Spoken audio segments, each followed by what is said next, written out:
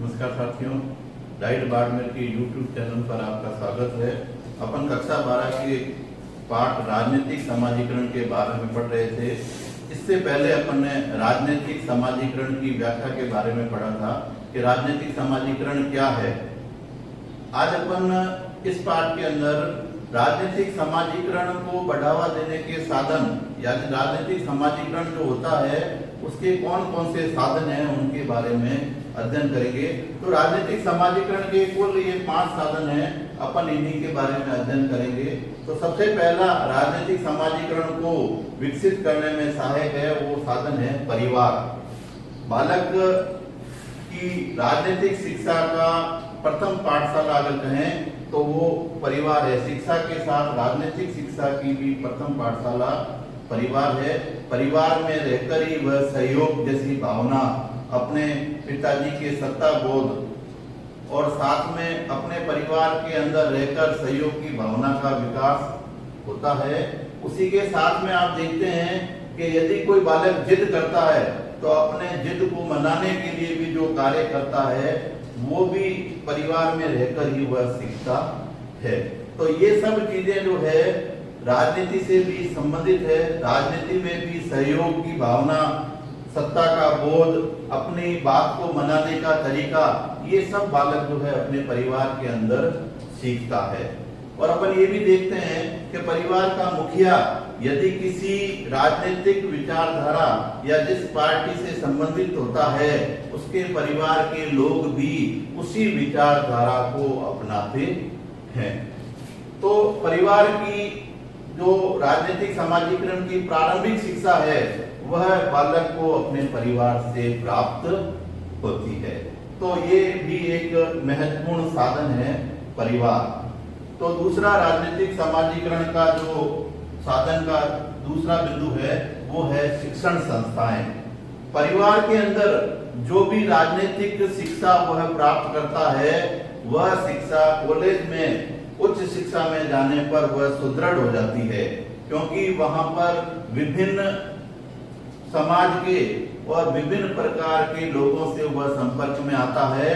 तो प्रारंभ में जितनी भी शिक्षा उसने परिवार से सीखी है वो वहां पर सुदृढ़ होती चली जाती है। वहां पर विभिन्न विचारधाराओं के लोगों और विभिन्न भावनाओं के लोगों के मध्य समायोजन करना भी वह सीखता है। इसके साथ ही कॉलेज का पाठ्यक्रम कैसा है वह भी उसके राजनीतिक समाजीकरण को बढ़ाने में सहायक होता है। उसकी मित्र मंडली कैसी है वह भी सहायक होती है। और महत्वपूर्ण होता है उस विद्यालय उस कॉलेज का शिक्षक किस राजनीतिक विचारधारा का है और वह किस राजनीतिक विचारधारा को बढ़ावा दे रहा है।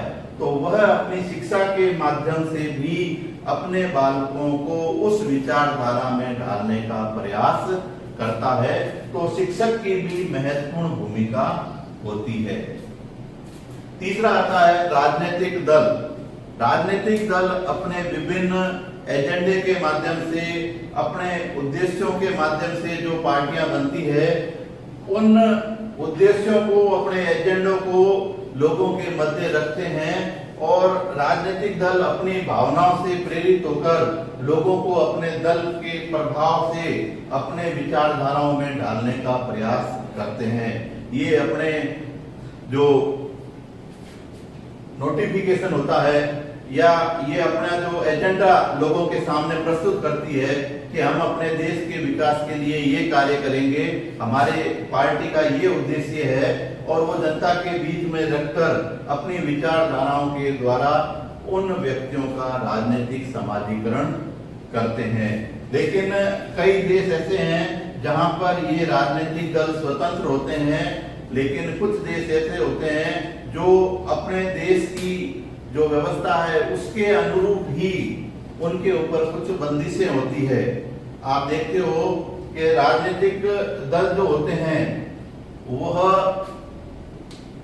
स्वतंत्र जो देश है, भारत के अंदर सभी को जो है बोलने का पूर्ण अधिकार है, लोकतंत्र है।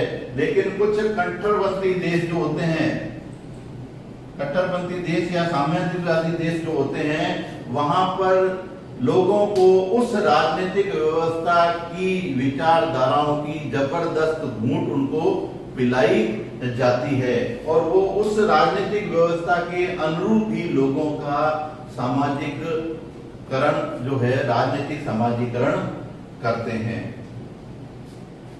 इसके बाद में आता है राष्ट्रीय प्रतीक।